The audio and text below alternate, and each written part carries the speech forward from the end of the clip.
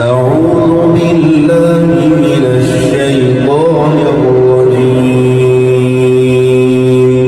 بسم الله الرحمن الرحيم إن الله تعالى لا ينظر إلى صوركم وأموالكم ولكن ينظر إلى قلوبكم وأعمالكم أو كما قال عليه الصلاة والسلام۔ حضرات، اختصار کے ساتھ اصلاحات کے حوالے سے چند ایک گزارشات اور معروضات۔ مسلسل یہاں نماز عید پڑھنے والے احباب اور ساتھی جانتے ہیں، مختصر سی بات ہوتی ہے اور ہمیشہ اصلاحات کے حوالے سے بات ہوتی۔ اللہ سبحانہ و تعالیٰ فرماتے ہیں یا ایھا الذین آمنوا ادخلوا فی السلم کافہ، ایمان والو پورے کے پورے دائرہ اسلام کے اندر داخل ہو جاؤ، یعنی تمہاری ساری زندگی اسلام کے مطابق ہونی چاہیے۔ عام طور پر ہم مسلمانوں کی صورتحال یہ ہے کہ عبادات کی حد تک ہم مسلمان ہیں، جب معاملات کی باری آتی ہے، اخلاقیات کی باری آتی ہے، معیشت اور معاشرت کی باری آتی ہے، پھر ہم اسلام کی طرف نہیں جاتے، پھر اپنا معاشرہ دیکھتے ہیں، پھر اپنی رسم دیکھتے ہیں، پھر اپنا رواج دیکھتے ہیں، پھر اپنے طور طریقے دیکھتے ہیں، جبکہ رب العالمین فرماتے ادخلوا فی السلم کافہ، ایمان والو سارے کے سارے دائرہ اسلام کے اندر داخل ہو جائے۔ اس لیے حضرات،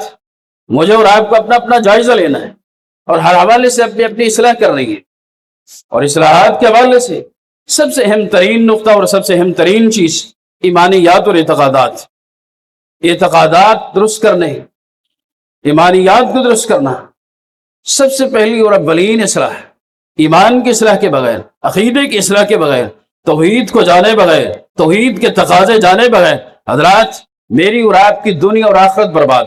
نہ بندہ دنیا بنا سکتا ہے نہ آخرت بنا سکتا ہے۔ یا ایھا الناس وحدوا اللہ فإن التوحید رأس الطاعات، میرے اور آپ کے نبی فرمایا کرتے تھے لوگوں اللہ سبحانہ و تعالیٰ کی وحدانیت کو جانو، پہچانو، اللہ تعالیٰ کی ذات اور صفات کا تعارف حاصل کرو، اس کی وحدانیت کا تعارف حاصل کرو۔ فإن التوحید رأس الطاعات، اللہ سبحانہ و تعالیٰ کی فرم برداری کی بنیاد اللہ کی توحید۔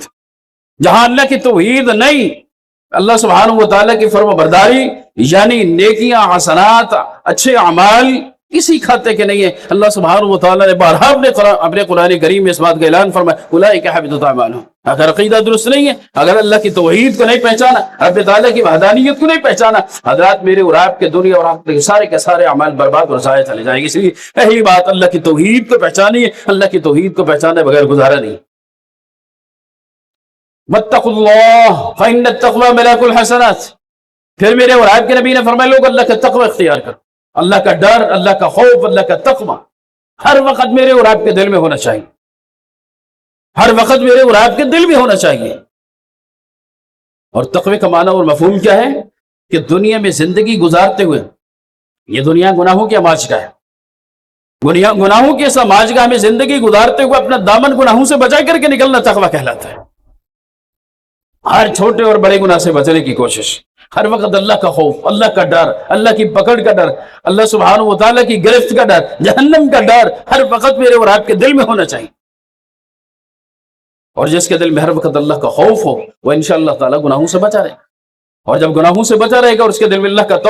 تقوی اور اللہ کا خوف ہوگا، یاد رکھیے اللہ کا تقوی رکھنے والا جو ہے اس کو عبادت میں ایک شرینی محسوس ہوتی ہے، عبادت میں ایک لطف محسوس ہوتا ہے۔ اگر آپ چاہتے ہیں آپ نفل پڑھیں اور آپ کو سرور ملے، آپ نماز پڑھیں آپ کو سرور ملے، آپ اللہ کی عبادت کریں اور آپ کو سکون ملے، طمانینت اور راحت ملے، جس کے بارے میں میرے اور آپ کے نبی کہا کرتے تھے لوگوں جو قرۃ عینی فی الصلاۃ، آپ فرماتے لوگوں میں نماز پڑھتا ہوں میری آنکھیں ٹھنڈی ہوتی، مجھے سکون ملتا، مجھے راحت ملتی۔ اگر میں اور آپ بھی چاہتے ہیں کہ نماز پڑھے سکون، راحت اور طمانینت ملے، حضرات اپنے اندر اللہ کا خوف اور اللہ کا تقوی پیدا کی۔ ان التقوی ملاک الحسنات، میرے اور آپ کے نبی کا فرمان ہے لوگوں تقوی جو ہے یہ تمام تر نیکیوں کا لب لباب اور خلاصہ ہے۔ حضرات نمبر 2، عبادات کی اصلاح کیجیے، عبادات کی اصلاح بھی ضروری ہے۔ میرے اور آپ کے معاشرے کے بہت سارے ایسے مسلمان ہیں زندگی کا کافی عرصہ ہو گیا ہے، نمازی ہیں، عبادت گزار ہیں، تہجد گزار ہیں، لیکن کبھی یہ غور و فکر کرنے کی کوشش نہیں کی کہ میری نماز نبی کائنات کی نماز کے مطابق ہے کہ نہیں، سنت کے مطابق ہے کہ نہیں ہے۔ میرے اور آپ کے اس معاشرے میں بدعات اور رسومات کو اس قدر پروان چڑھا دیا گیا اور دین بنا کر کے اس انداز سے پیش کیا گیا ہے کہ میرے اور آپ کے معاشرے کا کثیر حصہ جو ہے وہ ان بدعات کو، ان رسومات کو، ان رواجوں کو دین سمجھ کر کے اپنائے، بدعات کو دین سمجھ کر کے زندگی بھر عمل کرتا چلا جا رہا ہے۔ حضرات یاد رکھیے میرے اور آپ کے نبی کا فرمان ہے فَإِنَّ كُلَّ مُحْدَثَةٍ بِدْعَةٌ وَكُلُّ بِدْعَةٍ ضَلَالَةٌ وَكُلُّ ضَلَالَةٍ فِي النَّارِ۔ ہر وہ چیز جسے دین سمجھ کر کے دین کے اندر انٹر اور داخل کیا گیا ہے، میرے اور آپ کے نبی کا فرمان ہے وہ بدعت ہے، اور بدعت جو ہے وہ گمراہی ہے، اور گمراہی جہنم میں لے جانے کا سبب۔ اس لیے اپنے دین کی اصلاح کی کوشش، عبادات کی اصلاح کی کوشش کیجیے، ہر عبادت سنت کے مطابق ہونا ضروری۔ نمبر 3، اخلاقیات کی اصلاح بھی ضروری۔ اخلاقیات کا معاملہ بھی بڑا اہم ہے۔ بہت سارے میں ایسے مسلمان ہوتے ہیں مظاہر متقی پرہیزگار نمازی، اخلاقیات کے بڑے خراب ہوتے ہیں۔ ہمسائے کے ساتھ تعلق اچھا نہیں ہے، رشتہ داروں کے ساتھ تعلقات اچھے نہیں ہیں، ماں باپ کے ساتھ تعلقات اچھے نہیں ہیں، اور حصہ داروں کے حصے اپنی بہنوں کے حصے دینے کو تیار نہیں ہے، باپ ہے تو اپنی بیٹیوں کے حصے دینے کو تیار نہیں ہے۔ حضرات اخلاقیات ٹھیک کرنے ضروری ہے۔ زبان اچھی نہیں ہے، کردار اور گفتار اچھا نہیں ہے۔ زبان، میرے اور آپ کے نبی نے فرمایا تھا لوگوں کثیر تعداد قیامت کے روز اس زبان کی وجہ سے جہنم میں جائے گی۔ زبانیں ٹھیک کرو، اپنی گفتگو اچھی بناؤ، گفتگو کا انداز اور طریقہ اچھا بناؤ، اخلاقیات اچھے کرو، ہمسائیوں کے ساتھ اپنے رشتہ داروں کے ساتھ تعلقات اچھے رکھیے۔ یہ رشتہ داری بڑی اہمیت کی حامل ہے۔ قیامت کے روز آخری مرحلہ جب آئے گا، اللہ کے نبی کا فرمان ہے پل صراط پر جب گزرنے والے گزر رہے ہوں گے، زندگی میں جس نے رشتہ داریاں نہیں ملائی، رشتہ داریاں توڑ کر کے رکھی ہیں، اپنی بہنوں کے ساتھ، اپنے بھائیوں کے ساتھ، اپنے ماں باپ کے ساتھ، اپنے چچاؤں کے ساتھ، اپنے ماماؤں کے ساتھ، یعنی اپنے رشتہ داروں کے ساتھ جس نے تعلقات خراب کر کے رکھے اور توڑ کر کے رکھے، اور میں آخری مرحلے پر پل صراط پر جب گزر رہا ہوگا وہاں پکڑا جائے گا۔ رشتہ داری بڑی اہمیت کے حامل، تعلقات اور خلاقیات بڑی اہمیت کے حامل ہیں، وعدہ وفائی بڑی اہمیت کے حامل ہے، امانت دیانت بڑی اہمیت کے حامل ہے۔ امانت داری ہمارے اندر نہیں ہے، ایفاء عہد وعدہ وفائی ہمارے اندر نہیں ہے۔ اوفوا بالعہد ان العہد کان مسئولا، قرآن کریم فرماتے لوگوں عہد و پیمان پورا کیا کرو، وعدے پورے کیا کرو۔ اگر تم زندگی میں وعدے پورے نہیں کرو گے قیامت کے روز اللہ پوچھے گا۔ اور اللہ کے نبی نے فرمایا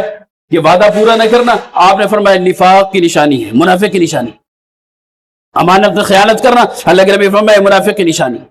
اور میرے اور آپ کے معاشرے میں دغا، فساد، فراڈ، دو نمبری، جعل سازی مسلمانوں کے اندر عام ہے۔ اللہ کے نبی کا فرمان لوگوں ان من اکمل المؤمنین ایمانا احسنهم خلقا، آپ نے فرمایا کہ کامل ایمان والا ہے جس کا اخلاق اچھا ہے۔ اخلاق اچھا نہیں ہے، کردار اور معاملات اچھے نہیں ہیں، فرمایا ایمان پورا نہیں ہے اس کا۔ حضرات معاشیات کی اصلاح کی ضرورت ہے، معاشیات کی اصلاح کی ضرورت ہے، یعنی اپنے رزق و روزی کو پاک کرنا، حلال کرنا ضروری ہے۔ اور یہ اس قدر خطرناک مسئلہ ہے کہ بندہ عبادت گزار ہو، تہجد گزار ہو، اگر اس کی رزق و روزی کا معاملہ اچھا نہیں ہے، دو نمبری کی کمائی ہے، فراڈ کی کمائی ہے، جعل سازی کی کمائی ہے، حضرات لوگوں کے حقوق غصب کیے ہوئے، حضرات یاد رکھیے عبادتیں اللہ کے یہاں قابل قبول نہیں ہے۔ ایسا بندہ اللہ تعالیٰ کے حضور پکڑا جائے گا۔ اور حرام کی کمائی اس قدر نقصان دہ ہے، میرے اور آپ کے نبی کا فرمان ہے جو بندہ جان بوجھ کر ایک لقمہ بھی حرام کا اپنے پیٹ کے اندر اتارتا ہے 40 دن اللہ اس کے نمازیں قبول نہیں کرتے۔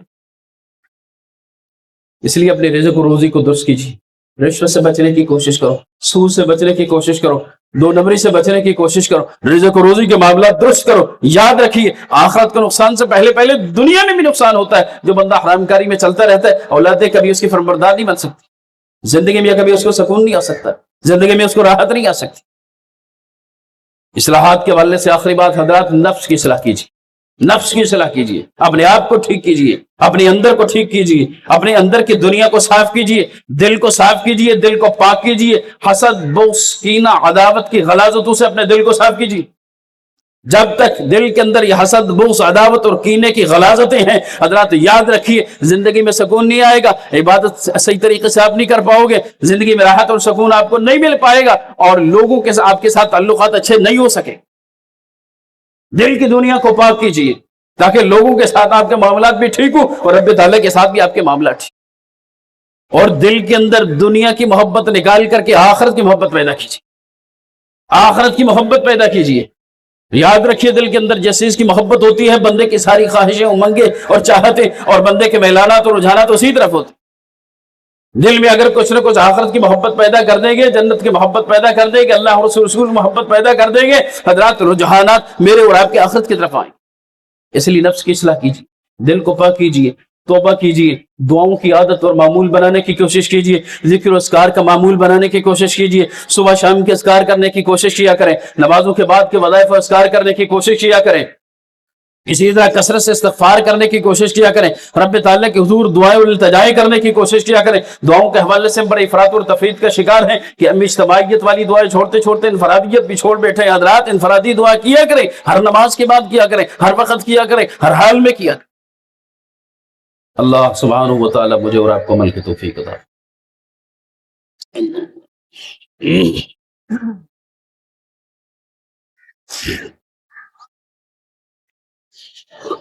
اللہ۔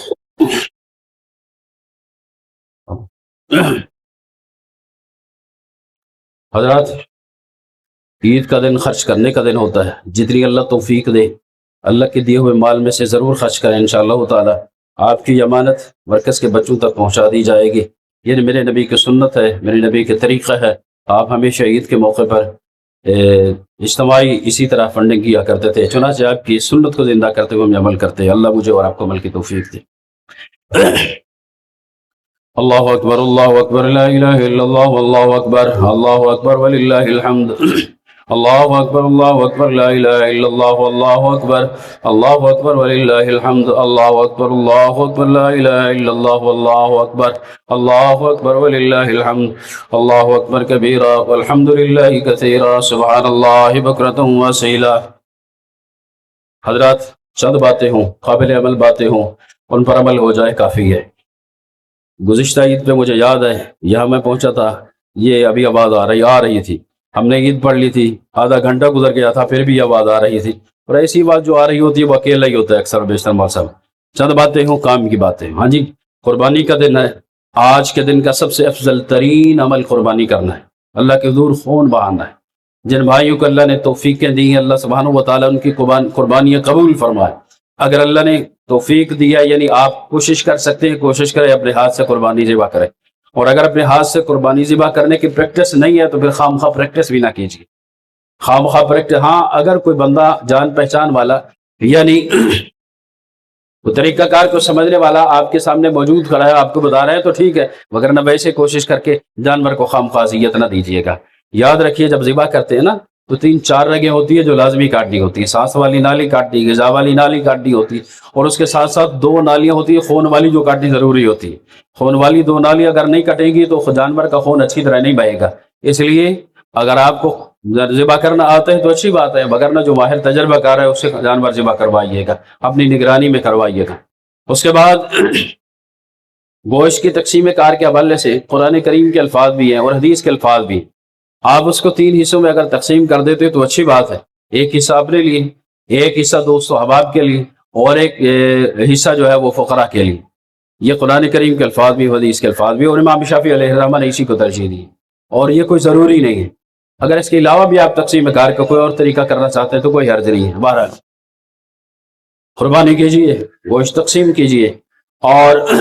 گوشت تقسیم کرنے میں بالخصوص اپنے قرب و جوار کے ہمسائے اور اسی طرح اپنے غریب رشتہ دار حضرات ان کا ضرور خیال کیجیے۔ عید کا دن ہے، خوشیوں کا دن ہے، عید کا دن ہے ملنے ملانے کا دن ہے، عید کا دن ہے صلح صفائی کا دن ہے، عید کا دن ہے رشتہ داروں کے ہاں جانے کا دن ہے، عید کا دن ہے پرانی دشمنیاں بھلانے کا دن ہے۔ یہ قربانی دی جا کرے۔ میں تقریباً ہر عید پہ یہ بات ضرور کرتا ہوں، کوشش کیا کرے ہر عید کے موقع پر جس دوست کے بارے میں، جس رشتہ دار کے بارے میں، جس بھائی اور ساتھی کے بارے میں آپ کو شک و شبہات ہے کہ وہ مجھ سے ناراض ہے، کوشش کر کے اس سے صلح کر لیجیے۔ صلح کرنا، معاف کر دینا بہت بڑا نیکی والا عمل ہے، بہت بڑا نیکی والا عمل ہے۔ کوشش کیا کرے عید کے دن یہ عمل ضرور کیا کرے، رشتہ داروں کے ہاں ضرور جایا کرے، بالخصوص جو آپ کے غریب رشتہ دار ہیں ان کے پاس ضرور جایا کرے، اور اسی طرح آپ کے رشتہ داروں میں جو غریب ہیں، یتیم ہیں، کوشش کر کے عید والے دن ان کے ساتھ ضرور ہیلپ کیا کریں۔ خوشیاں بانٹنے کے دن ہے، جتنا آپ خوشیاں بانٹیں گے، جتنا مسلمانوں کو خوش کریں گے، انشاءاللہ تعالی رب کریم آپ کو خوشی عنایت فرمائے گا۔ اللہ آپ کی دنیا بھی بہتر کرے گا، اللہ آپ کی آخرت بھی بہتر کرے گا۔ اللہ مجھے اور آپ کو عمل کی توفیق عطا فرمائے۔